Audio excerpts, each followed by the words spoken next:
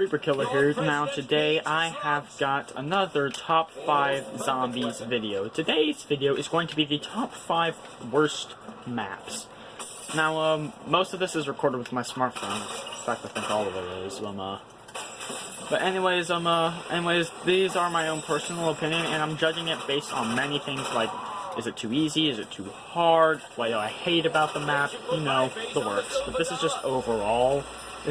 I'll probably, after I do this, and maybe I'll do a best map as well after this. But after I do that, I'll probably make a video specializing in something real, like difficulty, annoyingness, other stuff like that. But anyways, let's get into this. So coming out of number 5 spot, we have the map 5. 5 in our number 5 spot. How ironic. But anyways, here's the thing about 5. It is hard. And I don't mean like hard in the way zombies should be hard. I mean, there's a certain level of difficulty, maybe not a certain level of difficulty, but more like a range of difficulty that zombies should be in. But 5 isn't in that range. It's not like good hard like zombies should be. It's stupid hard. What do I mean by stupid hard? I mean, it is round 4, and you're struggling for ammo. You should not be struggling for ammo on round 4, or if it is, it's like maybe for the starter pistol. That's because you should be able to get a starting weapon to start you off with. But here's the thing. All the wall weapons that you have access to early in the game aren't exactly all that great. Like, there's not really that many great Black Ops 1 wall weapons. There are a select few that I do like, but most of them that you have access to early enough on to try and get you through the rounds aren't the great ones that I like. They're ones that run out of ammo way too fast. So what you do is you keep going back to them and spending money on them to get more ammo. But the problem with that is you end up you running low on points all the time because you're buying so much ammo for these bad weapons. So, another thing is you go down to the war room, and when you get to the war room, you better get down to the lower part of it quick, because it is impossible to survive in the upper part, or at least it is on solo, because it is just way too tight. And so when you finally get down to the 3rd level, you finally get the box, you roll it, and you get something good, like maybe the RPK or the ray gun or something like that. But then it comes like round 8 or so, and guess who spawns in on round 8 or so, depending on when you turn on the power. That's right, you probably guessed it, the Pentagon Thief. And so you're running around looking for him, ready to blast him with your ray gun or RPK or HK or whatever awesome weapon you got from the box. But then, since it's so close quarters, you don't see him till he comes right around the corner, right in your face, and then he steals your good weapon. And then you're back to using these crappy weapons like the MPL, the MP5, PM63. Yeah, you get the idea. And there's no real strategy except to have one person train down on the under area of the war room and have everybody else sit by jug and rain fire on the zombies from there. That's literally the only strategy on this map. There's no good camping spot, no good... only one good training spot, the one I just mentioned. Like, why? Also, there isn't like one super powerful wonder weapon. The Winter's Howl isn't really all that great, so yeah, that's why 5 comes in our number 5 spot. Also, 5 being number 5, what a coincidence. Our number 4 spot, we have Dire Eyes. Now, at first, I didn't see Dire Eyes as that bad on the map. Sure, it was a very different, kind of hard at first. But at that point, there were only like transit and town and farm and bus depot for zombies. So when this map dropped, it seemed like the Almighty Lord had come back to bring us to heaven. Well, that's what I thought at first.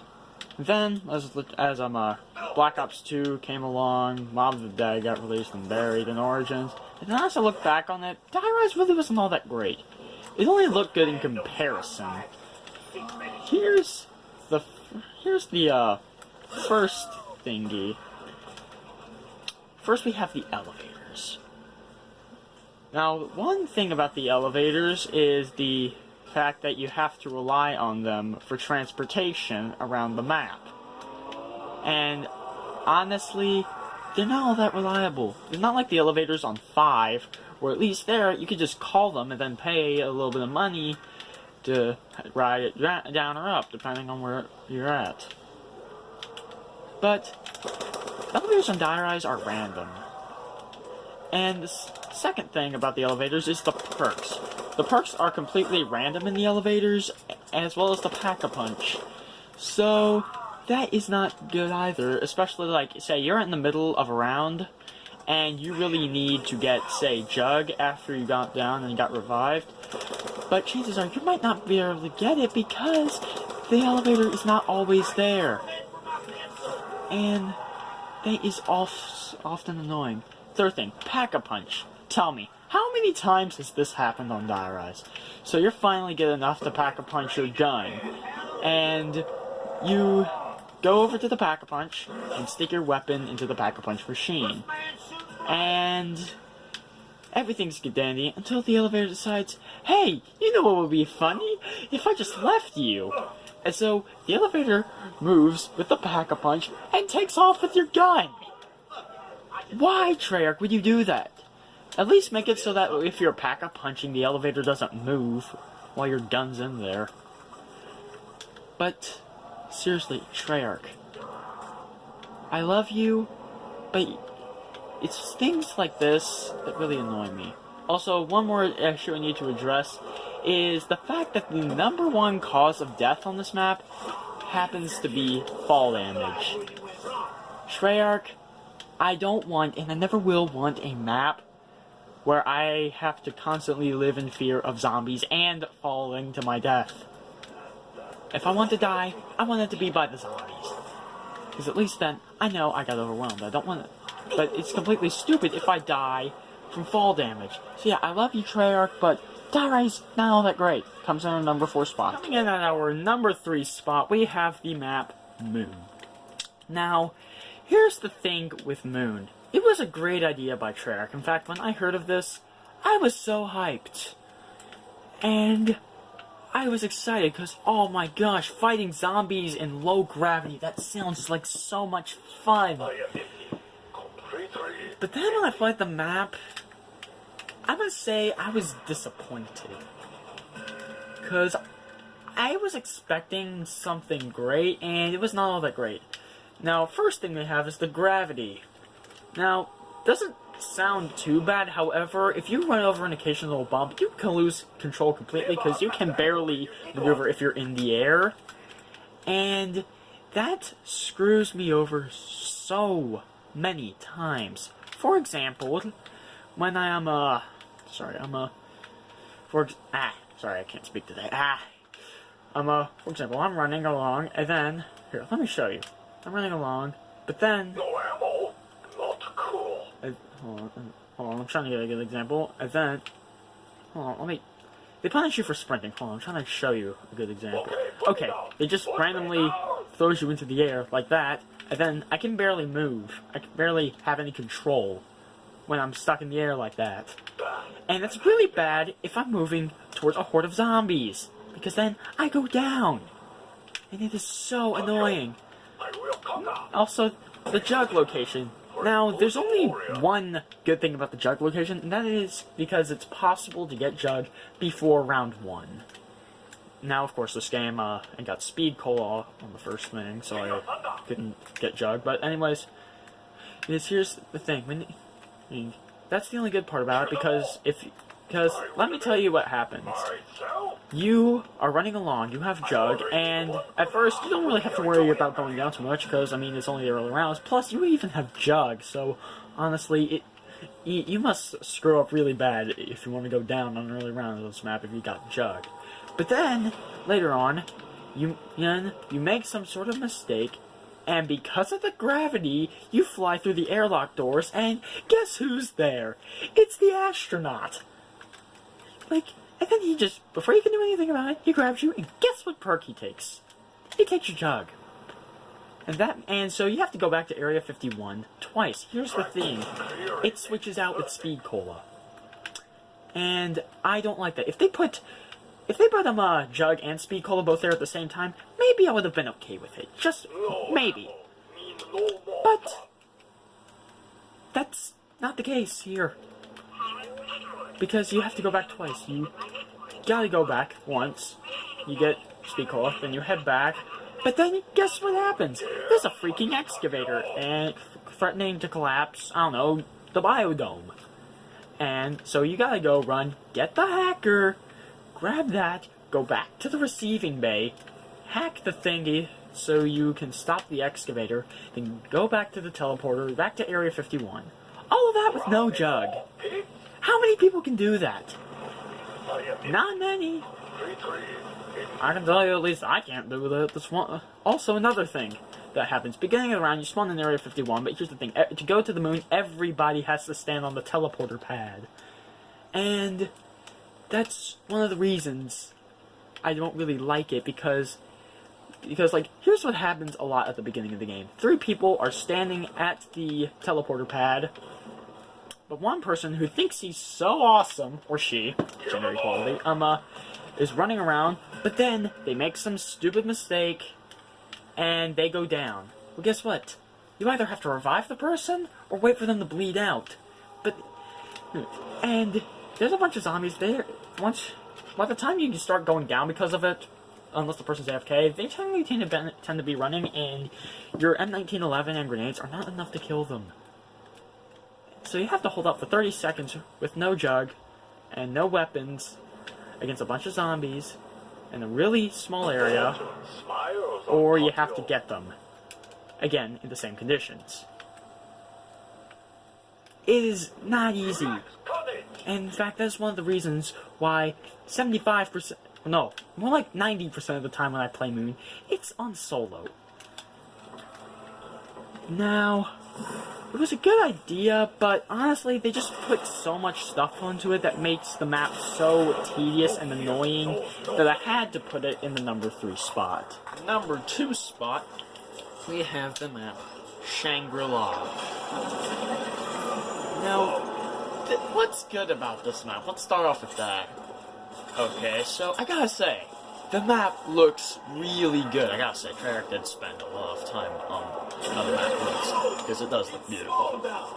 Let's see, what else is it? Oh, the wonder weapon on this map. It is so awesome. I mean, I love it so much. It is so good. By the way, I'm not being sarcastic here. And, let's see, it's kind of fun to run down the water slide and the minecart, I guess. And that's basically where the list ends. Let's see. What's there to hate about this map? First, we got the freaking spikes. Treyarch, why did you put things that would impale me just because I walk over them? I don't understand that. We have the mud pit maze, which either I have to go on a wild goose chase to get through, or if I run through the mud to go where I actually want to go, I die half the time. That is not fun, Treyarch. The Shrieker zombies, who just gets up in your face and screams and blinds you, and you can't see anything, so the zombies run around you and kill you because you can't see anything. Why, Treyarch, would you do such a thing? Oh yeah, also there's the monkeys. The one, the little monkeys, the one that likes to steal your power-ups. Yeah, good idea, Treyarch. I'm being completely sarcastic here, by the way. Oh, and the napalm zombie. Treyarch, why would you put an exploding zombie on one of the most close-quarter maps ever? I don't understand that. Honestly, I just hate this map so much that, honestly, it probably would be in our number 1 spot. However, shortly before the release of Call of Duty Black Ops 2, Treyarch decided to get high on meth or something like that. Our number 1 spot. What else would it be? It's Transit. And what's bad about Transit? Everything! In fact, I can make a whole video on why Transit is bad. Oh, wait a minute, I already did. If you haven't seen it, by the way, I'll link it in the description below. And so I'm only going to be able to skim the surface here because I'm not going to have the time to do this in just a single top 5 video, and you can't spend all the time on a single map. So anyways, so you start out in the bus. So you start out in this bus depot, and there's 4 zombies already in the game. So sure, free points, I guess. But then you build the turbine and get out, and then you get the bus hatch, for example. And then you get on this bus, which is supposed to be your salvation, but here's the thing, it's unreliable. The bus is never there when you want it to be, and always leaves at the most inopportune times. So anyways, you get the bus hatch, you put it on the bus, but then when you get to the diner, you realize you could have put it on top of the diner to get the Galvanuckles, and now you can't get it for the rest of the game. But that's not a lot as bad. So, thing is, even though the bus is unreliable, but Treyarch expects you to use it as transportation. So, what prevents you from running between it? Oh, just the massive amounts of fog where you can't see. At least I can understand that because of the processing powers of the Xbox 360 and the PS3 are limited. So, anyways, but that's not the biggest problem. There's denizens. And basically, if you don't know what denizens are, they're basically mutant babies on meth, which fly around in the fog and try to rape your face off. Fun, right? No, it is not! So anyways, you get to the diner, and you see, oh goody, the box is here. Alright, I'm gonna hit up the box for a couple times to get some good weapons. Again, bus is unreliable and says, no sir, that's not what you're gonna do at all. So, let me tell you how it goes. If you're playing with a team of 4, realistically, you're only going to be able to hit the box once before the bus decides to leave. So then, you go to the farm. And there's not really much of anything there other than Double Tap 2.0, which is actually one of the good things that they introduced in Black Ops 2. But, other than that, there's nothing really that useful there. So, anyways, you get to the power station, and you're like, goody! I can get the power. Also, back to the thing for a second. The one box said, oh, I have an idea. Let's give you EMP grenades. Anyways, back to where was I? Power station. Okay. So when you get to the power station, you open the door, and you have to build the power switch, because why not? And you build the power switch, and then you have to wait through this 30-second long cutscene that's not really even relevant at all, except to show that the Avogadro is a boss zombie, and guess what? He's now gonna come at the most inopportune times from now on, and completely screw you over. But that's not even the worst part of turning on the power in transit. Do you want to know what happens every single time? When you finish turning on the power, by the time you get out, remember how I said the bus is unreliable? Well, guess what? While you were turning on the power, the bus decides to leave. So you know what that means? You need to the only way to continue on is to run. And like I said, there's fog and the denizens. Oh, and there's fire. Did I mention the fire? There is fire literally everywhere on the map. Treyarch decided, hey, you know what would be cool? Oh, yeah. Let's set our customers on fire simply because they're moving. Wow! So you get to the town, and you're like, alright, this is good. Alright, I got Jug. Alright, I'm ready to do this. Alright, I see that my weapon's running a little low on ammo, but surely maybe there's gotta be a weapon in the town, right? Right? Wrong. There are 0 weapons in the town. But what is in the town? Oh, there's a Pack-a-Punch machine. You want to go Pack-a-Punch? Well, here's the problem. Pack-a-Punching is hardly worth your while. And you want to know why it's not worth your while? It's because it is one of the biggest wild goose chases I've ever gone on. You gotta go back to the bus depot, get yourself a fresh turbine, then go back to the power station, drop down, and place your turbine in front of the little power door thingy. Then run to the bank, blow open the vaults, and then it might be open, but half the time, it's not. Seriously. Also, not to mention the amount of time it takes just to get to Jug. Also, the lack of weapons. What is it called? What did I miss? the unreliability of the bus, and well, basically everything about this map is trash. Well, except maybe the Easter egg song. The Easter egg song is good, but other than that, this map is trash. I hate it. Why do you do this, Treyarch? Alright, so if you enjoyed this video, please give this video a thumbs up by clicking that little thumbs up icon, or the like button as some of you know it as. And guess what? When you click it, it will magically turn blue. You should try it out. And if you want to see more, click that subscribe button. And yeah, hope you enjoy your day. Peace.